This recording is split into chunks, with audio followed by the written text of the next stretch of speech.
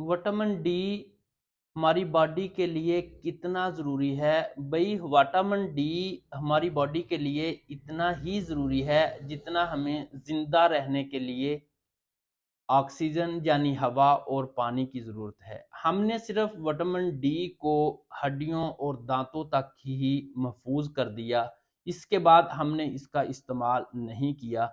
नहीं भई, अगर आप बीमारियों से बचना चाहते हैं, तो आपको विटामिन डी लेना होगा। आज मैं आपको विटामिन डी की ऐसी 3 अलामात बताऊँगा, जो आप में अगर पाई जाती हैं और आप विटामिन डी ले लेते हैं, वो भी घर के अंदर फ्री में, ऐसी खुराक और ऐसी होम्योपैथिक मेडिसिन्स, तो आप इन बीमारियों से निजात हासिल कर लेंगे।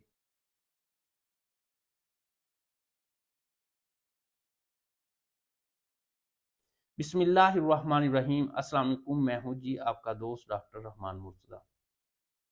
दोस्तों, विटामिन डी को हमने कभी नहीं समझा, हमने सिर्फ इसको हड्डियों के लिए और दांतों के लिए छोड़ दिया। जब दांत कंप्लीट हो गए और हड्डियां बन गई तो हमने कहा कि हमारा विटामिन डी का काम खत्म हो गया।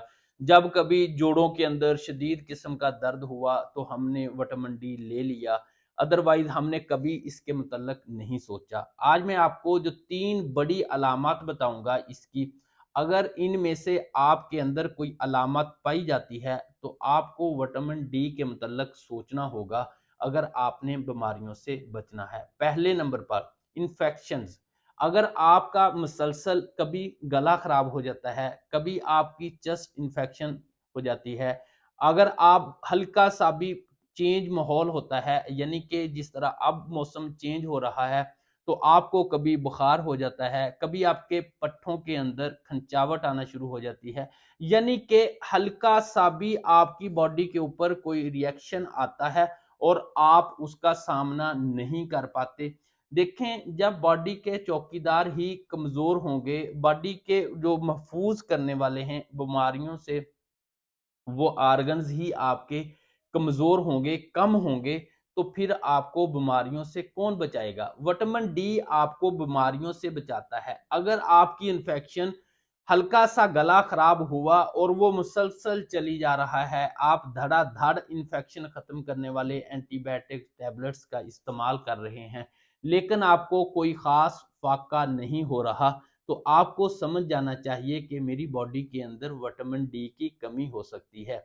लिहाजा देखें, रिपोर्ट्स के ऊपर जो अक्सर लिखा होता है इसकी वैल्यू 20, 30, 40 लिखी होती है, लेकिन मैं इसको नहीं मानता। मैं कहता हूं कि 50 से अबव होनी चाहिए। देखें, चौकीदार को तो मजबूत होना चाहिए ना। अगर कोई चीज हमला करती है तो पहले उसको ही कंट्रोल कर लेना चाहिए। अगर वो नहीं तो बॉडी के अंदर फिर वो बंदा आगे आए, फिर आपके साथ लड़े। चौकीदार का यही फंक्शन। इसी तरह विटामिन डी एक आपकी बॉडी का चौकीदार है भाई।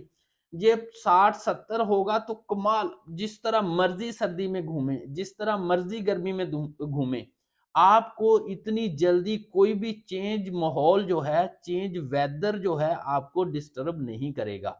लिहाजा अगर आप बार बार इंफेक्शन में मुब्तला हो रहे हैं और आपको कभी गला खराब हो रहा है, कभी आपको बुखार हो रहा है, कभी आपको खांसी हो रही है, कभी आपको कोई मसला बन रहा है, कभी आपको छींकें आना शुरू हो जाती हैं, तो ये सारी है इन्फेक्शन की अलामत। तो विटामिन डी इन्फेक्शन को ख़त्म करने की सलाहियत रखता है, तो आपको इसके मुतल्लक सोचना होगा।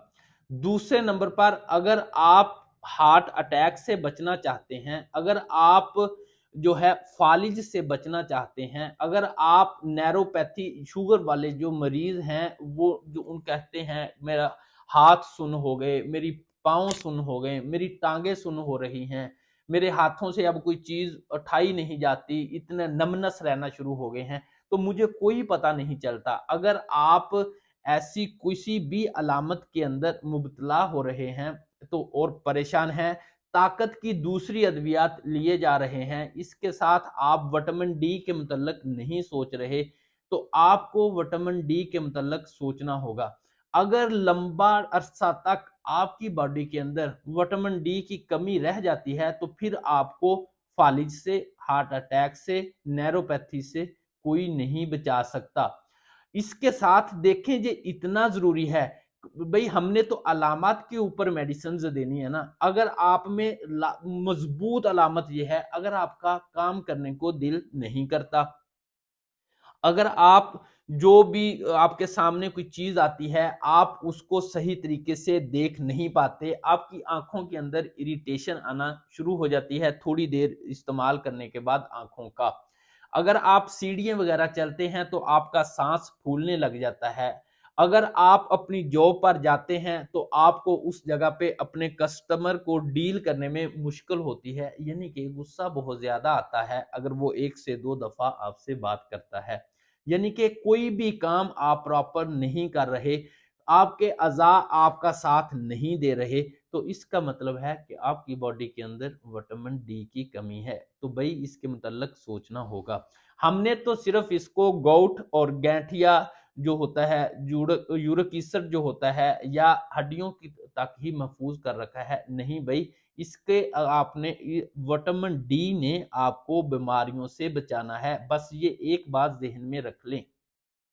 लास्ट पे अगर मेरी बहनें जो हैं वो सुपरमैन बनना चाहती हैं, यानी कि अच्छी खतून बनना चाहती हैं, अच्छी औरतें बनना चाहती हैं, बीमारियों से बचने वाली, सारा दिन क्योंकि उन्होंने घर के अंदर काम-काज करना होता है, वो अक्सर रात को ये कहती हैं कि मुझे नींद सही तरीके से नहीं आती, मेरी टाँगों के अंदर इरिटेशन यानी कि तोड़ा-खोई बहुत ज़्यादा होती है, इसके लिए मैं दर्दों की अद्वियात ले रही हूँ, लेकिन फिर भी मुझे सही तरीके से नींद नहीं आती, तो आपको विटामिन डी के मुतल्लक सोचना होगा।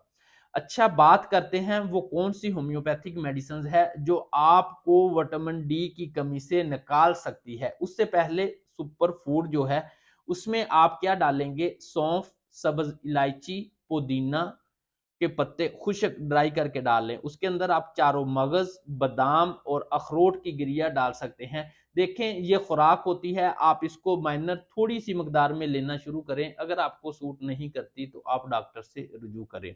लास्ट पे होम्योपैथिक मेडिसिन वल्ला आपके हज़ारों के कैप्सूल से बेहतर है, हज़ारों की अद्वियात से बेहतर है।